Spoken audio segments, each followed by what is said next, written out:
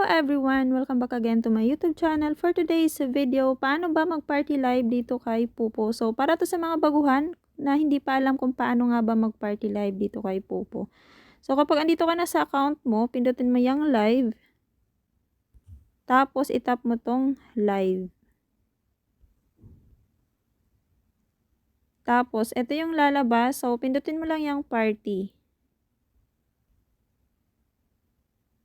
Tapos, make sure guys na naka-check itong I have read and agreed on host agreement. Yan, naka-check dapat yan.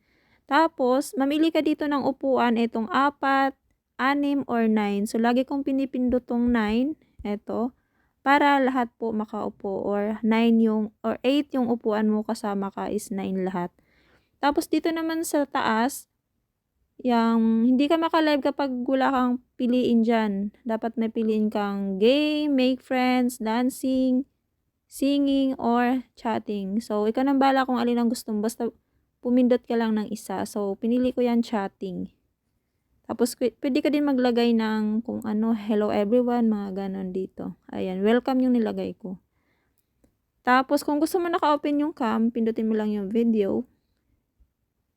Ayan, makita yung mukha mo niyan. So, gusto ko lang yung voice.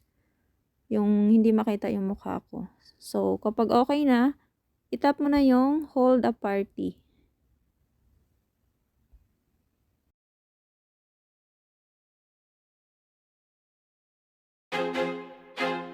I feel like I'm losing my mind.